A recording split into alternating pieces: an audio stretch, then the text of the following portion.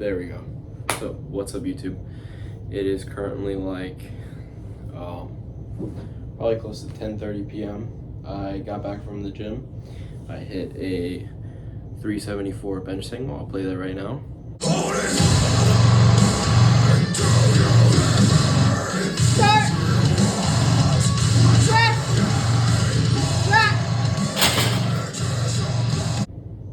Moved pretty well. I was happy with how it moved, considering my whole injury situation here, which I'm going to talk about right now. It's the first thing I'm going to talk about, but there's multiple things. So this injury has been slowly recovering. It's been a very slow uphill battle, but nonetheless there is progress. I've had to pretty much get work done on this so many times with my good friend Tony Rogers from Reset Athletics. I had to do ART multiple times, probably close to 10 sessions. I had half and half, 30 minutes and 30-minute sessions, hour sessions. So it was to the point where I felt like I couldn't bear it unless I'd get work done and get that release. But recently, after the last time I got work done, which was I think 2 weeks ago. Yeah, around 2 weeks ago, and I haven't gotten work done since. So that's a good sign. That means that it's finally, healing to the point where I'm able to lift and I'm able to load it. And I still have pain, but it's minimal. I have almost full range of motion. I have all the range of motion that I need for powerlifting in order to bench press, deadlift, and squat. And do accessories, so there's no limiting factors there. It's just certain movements that don't even correlate to powerlifting or bodybuilding at all, like movements back here, something like that. But yeah, pretty much healing. I also got prescribed anti-inflammatories because my father insisted I go ahead and get an x-ray done, and after I got the x-ray done, came out clean, just how I thought I would be, because if I'm able to still load it, even though I was in pain, I was still able to load the tissue. That means that nothing deep down is wrong. It's just a muscular issue. So came clean. I did an ultrasound after they did the x-ray on me, and turns out it's just pretty much completely inflamed, very, very inflamed shoulder, labrum. And so they prescribed me really heavy anti-inflammatories. I've been taking them twice a day, and I do believe it's been playing a role in the recovery and not having to get work done. But I probably will be getting a couple touch-up appointments with Tony just to make sure it's fully healed, but that'll be a week or two from now. I still have a lot of pills to take. There's still a lot in the little bottle, the pill bottle. So once that's close to finished, I'll probably get the touch-ups. But things are looking up. The only thing that this shoulder has not allowed me to do is fully express my true strength on bench press, and then also low bar squat. I have not been able to low bar squat. I've been doing high bar instead, which still causes a little bit of pain and agitation, but nothing compared to low bar. Low bar is it would get to the point where it's throbbing and it's unbearable. So definitely staying away from low bar until this fully heals, then I'll get back into it.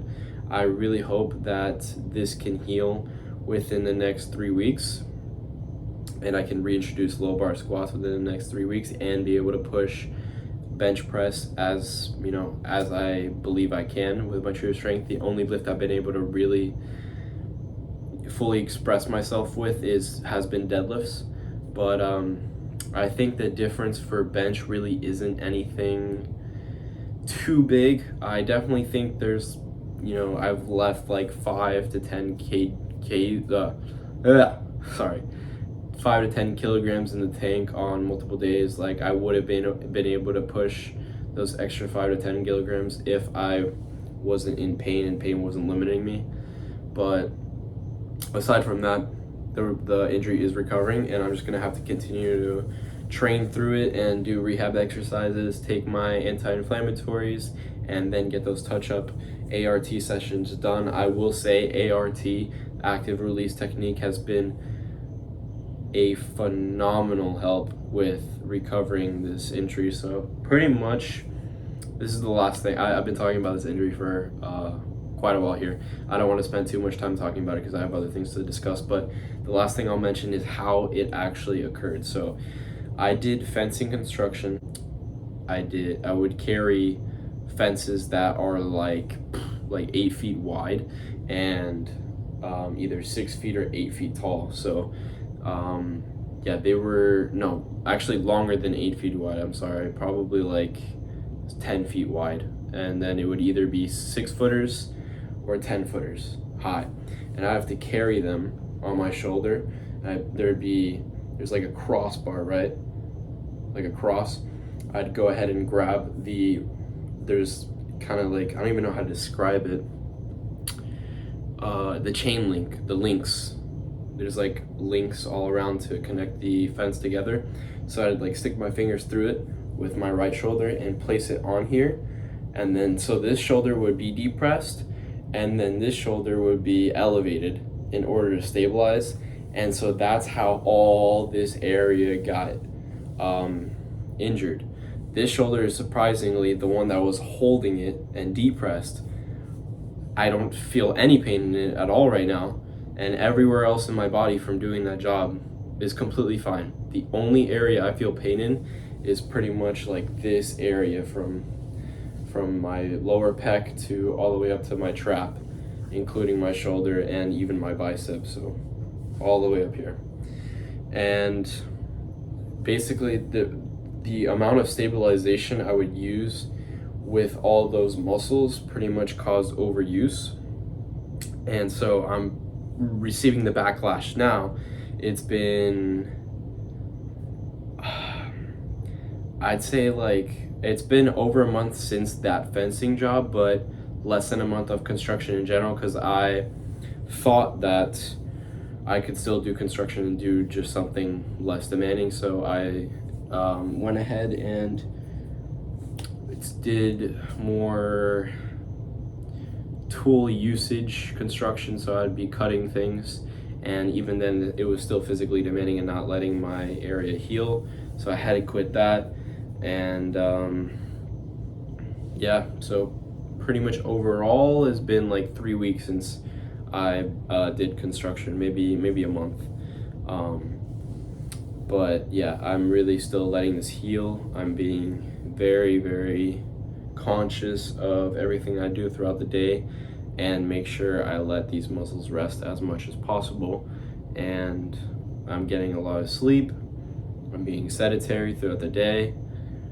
The only active thing I do really is walking, and then I work out and I train. And that's the only time in the day in my training session that I really exert myself. And obviously it's because I need to still train. But all right, 8 minutes, 8 minutes and a half. So I'm gonna cut it there. That's pretty much all I want to discuss in terms of the injury, working through it, progress, and soon it'll be completely gone and we'll be back to full capabilities. So I'm excited. But now I want to discuss kind of what I'm doing with my career right now. So like I said, I try to do another construction job with more tools after I quit the fencing job. And even that was still hurting me, and I just came to the realization it was a heavy decision, but I either had to decide, I either do construction or I do powerlifting, right? And I'm really young, I'm 19, so what am I gonna do? Give up my passion when there's still time to make money off this? I can make so much money off of being a powerlifter, documenting it on social media, getting sponsorships. Like, the money is there, it's possible, and I'm not gonna give that up. I've been working out since I was 8 years old, and I'm 19 now, so that's been 11 years of my life. Over half my life I've been training, and so I mean, I'm not gonna, I love it. It's been the one thing that I've been doing since I was 8 years old, and I never stopped. I started with calisthenics. When I was 12 years old, I started lifting, and then right around like 14 years old is when I started getting to serious powerlifting. So it's been 5 years of consistent powerlifting, like serious minded powerlifting, and 11 years of working out in general.